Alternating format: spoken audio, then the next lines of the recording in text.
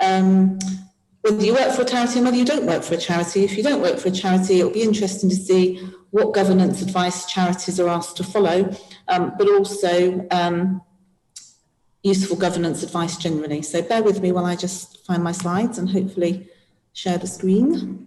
Where am I? Oops. I need to, sorry, slight technical hitch a moment.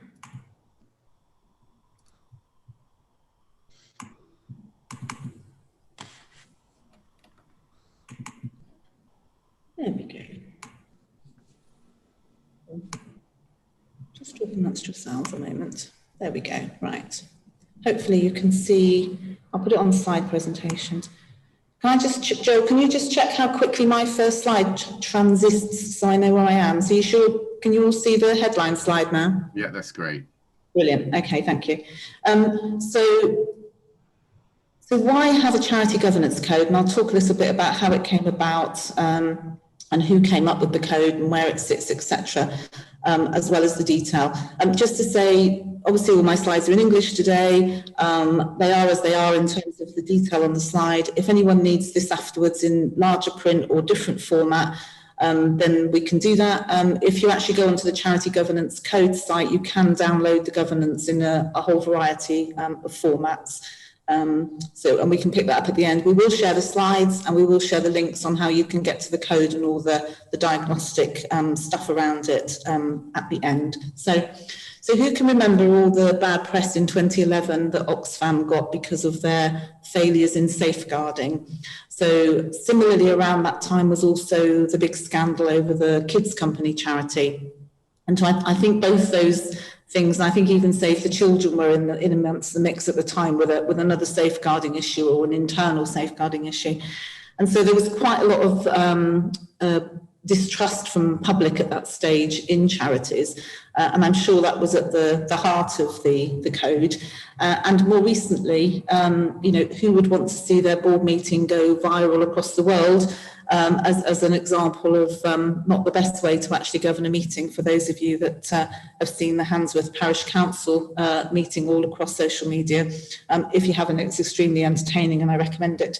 But if you think about the role of trustees of charities, it's, you've got a lot of accountability and a lot of stakeholders.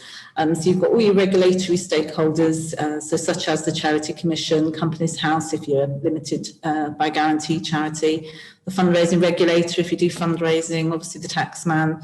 Then you've got your funders that often apply conditions, you might have the health and safety executive, particularly if you run buildings, your insurers. And then you've got your beneficiaries, service users, visitors, members, whatever you refer to them as, your employees, volunteers and members of the charity, donors. And I'm sure that's not an exhaustive list, but there's a lot of people there that you're accountable to if you run a charity and you're a board member of a charity. And the code is very much designed to actually help you navigate that plethora of stakeholders and basically do a good job. I wanted to touch just very briefly on the role of the Charity Commission, and they went through a sort of revisioning exercise a few years ago, and there are less of them now. I mean, it's a much smaller regulator than it used to be, but nevertheless, these are their priorities. So their aim in life is to ensure that charity can thrive and to inspire trust, that people can improve lives and strengthen society. So that's the overall sort of vision of the Charity Commission. It was originally established by an Act of Parliament, and it's got 5 statutory objectives. It can hold charities to account, it can deal with wrongdoing and harm, it can inform public choice, it gives charities the understanding and the tools they need to succeed, and helps to keep charity relevant for today's world. And that's certainly been true in the last year, where they've been helping charities cope during this pandemic and be able to work much more virtually. The Charity Commission itself has always had key recommendations and best practice. I think there's 10 on this slide, so I won't read them verbatim, but acting in accordance with your governing documents is a key one. Actually managing conflicts of interest, understanding your risks, making sure you manage finances well, including reserves, Clear delegations, we'll come on to that. Make sure as trustees you feel sufficiently informed on how your charity is delivering and the outcomes it's achieving, and also take time to review, your effectiveness as a board. So those have been there for years, and you'll see that the code is very much wrapped around these Charity Commission guidelines in terms of its content. So just to break this up a bit, because as I say, the Charity Governance Code isn't the most scintillating subject in the world. I'm going to do a quick quiz. So I can't see all of you now because I'm looking at my slides, and it's not here to sort of test you out, but 3 questions. So either think of the answers in your head, or if you want to put some answers in chat, be my guest. But it's just a little bit of a perspective of what the people who came together to develop this code, had to take into account. So my first question to you is how many general charities are there in the UK? And these are figures taken from the NCVO Almanac, and the latest one is looking at data from 2017-18, because there is a bit of a lag because it's a huge job. So to the nearest 10,000 maybe, how many charities do you think there are in the UK? So just have a think about that for a second, have a figure, and I will do the reveal. So there are 166,592. I don't know whether you think that was more than that or less than that. But just probing a little bit further into that. So of those 166,592 charities, what do you think the median turnover is of a UK charity? So remember from your school days of modes, means and medians, if you line the smallest charity and the largest charity up in a line, put a line down the middle, what would the turnover be in that middle bracket of UK charity? Have a little think about that one. And what I think is surprising is the answer is £10,000. So that is the median turnover of all of the charities in the UK. And then what percentage of UK charities run on less than 100,000 a year? Think about that one for a minute. And on a similar vein, the answer is 81%. So people tend to know, if you ask people to name charities they've heard of, they'll name Cancer Research, they'll name Comic Relief, they'll name British Heart Foundation, all the big ones because they are the well-known brand names, whereas the majority of the voluntary sector are smaller, regional, local charities. And just a quick of unpicking that a little bit. So this is how the NCVO categorise the sizes of charities, from micro charities with turnover under 10,000. Bearing in mind, sort of for UK and England, you need to register as a charity if your income is over 5,000. Then you've got small, and then right up to super major, where your income is more than £100 million. And this is the table. So you can see there that if you look at micro and small, that's over 135,000 of that 166,000 charities, and that's where your 81% comes from. So huge diversity across the sector for anyone coming up with a charity governance code. So about the code itself, so it was launched in late 2017, and it is subject to continuous review, and it's just undergone its first major review, the results of which and the changes came out in December 20. It's developed and owned by a steering group, so not by the Charity Commission, but the Charity Commission is an observer on that group. So it had input from over 200 charities in its development. Not a legal requirement or a regulatory requirement, it is guidance, but it does draw upon the Charity Commission guidance, as I mentioned earlier, and it sets out key principles of recommended practice and good governance. And the aim is that it's used as a tool for continuous improvement, and the desire is that when charities do use it, that they refer to it in their annual report. And there are 7 principles. Now, at the end of the presentation and in the stuff that we share back, you'll have the link to the Charity Code, where it's got its own website. And there are 2 versions. There's a version for larger charities and for smaller charities. And in this case, they've defined smaller charities as charities with an income under £1 million. And then there are 2 downloadable diagnostic tools. Hold that thought, and I will come back to that. So this is the code itself. So your 7 principles. So overarching one of organisational purpose, and then 6 others around leadership, integrity, decision-making, risk and control, board effectiveness, equality, diversity and inclusion, and openness and accountability. And the reason I've highlighted the latter two in yellow is because these were the two that were changed in the recent December 20 review. Principle 6, almost rewritten. Principle 7 just had a couple of tweaks.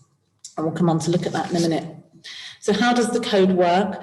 So as I said, it's designed as a tool to support continuous improvement. And the idea is that charity boards will regularly revisit the code and reflect on those principles. Compliance with the law is obviously good governance, but the code doesn't set out all the legal requirements of trustees of charities.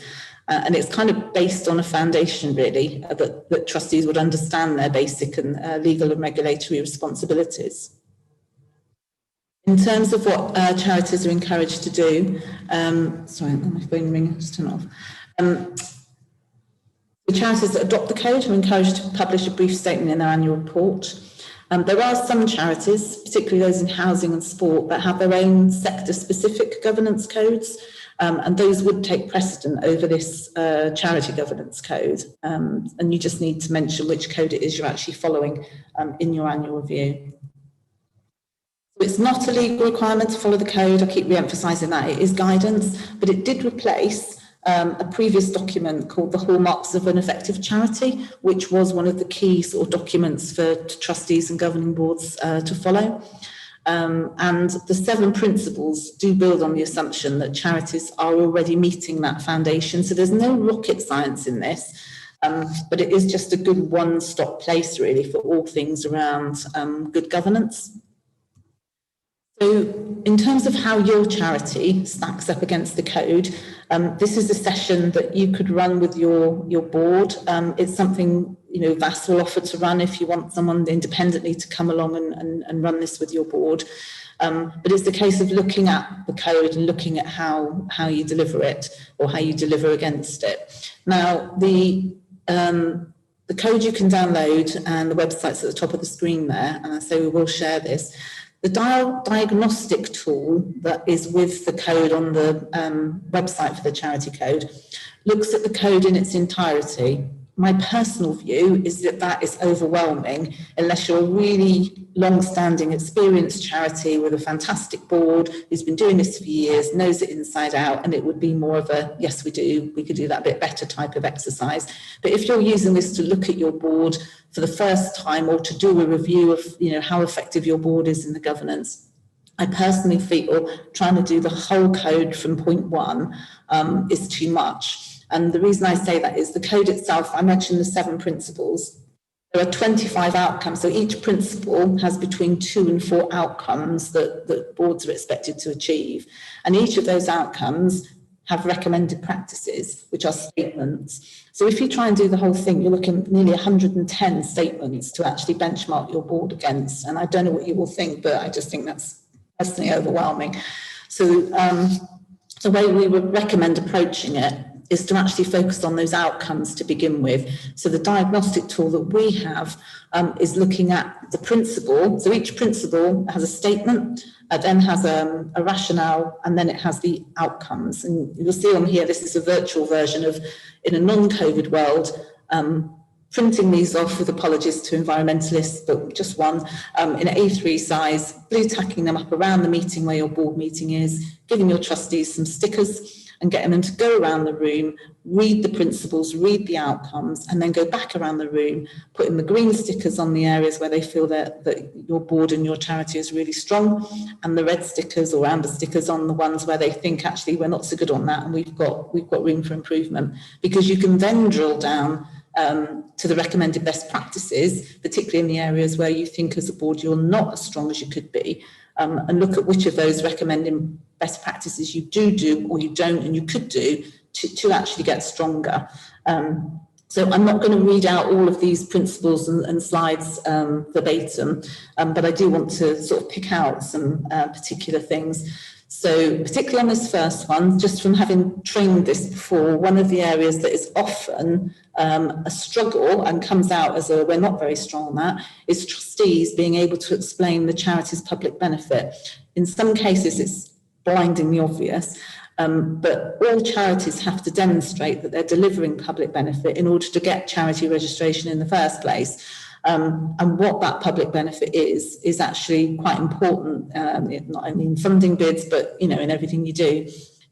So that catches trustees out sometimes because they know their charity is doing good work, but to then articulate almost in like an elevator pitch, this is the public benefit that we deliver, because it can vary, is often one that needs a bit of work. The second principle is around leadership. So every charity has is leading effectively in line with its aims and values. Nothing particularly that I would pull out on this one, but just making sure that the values that the charity sets down are reflected in the way it goes about its work. Principle 3 is around integrity, so about the board and the charity acting with integrity, and this pulls to the public's confidence and trust, and the point around the board is acting in the best interest of the charity, not for any personal gain, and sort of withhold the reputation of the charity, I guess, in that sense. Principle 4 is the one where there's often a bit more work to do, and this is around decision making and risk management. And the two I would highlight are 4.2 in terms of all the trustees being aware of the range of financial and non-financial risks that it needs to monitor and manage. So there are, we have a template risk schedule. There are many varieties of one, but that should be something, risk, that appears on pretty much every board meeting, or at least many of the board meetings, and sets out the risks that the charity face. And now I can almost guarantee you across the board of those 166, 592 charities that prior to March last year, there wasn't a risk that said COVID-19 or worldwide pandemic, for example. But there would have been some areas around, a more localized pandemic. But knowing what your risks are and knowing what you're doing to mitigate them obviously can help a lot when the inevitable does happen. And the last one is around delegation. So I've seen a lot of boards that don't have documented delegation. So if you have any subcommittees, I know there will be some smaller charities where the trustees run the charity and there are no staff or committees, but if you are a large enough group where you've got a CEO or a leader or a manager and subgroups, you should have a delegation document in place from your board to your subgroups and also from your board to your CEO. And that's as much for clarity as anything else, and to make things efficient so that the CEO knows what they can do without needing board approval, and the board feel comfortable, in terms of what they've delegated and what they still have oversight for. So I think on the next principle, which is around board's experience, another thing that's good practice is a regular skills audit, to actually look at the skills you have across your board, particularly useful if you lose sort of board members and go to recruit, to not only recruit for the diversity that you need, but also the diversity of skills.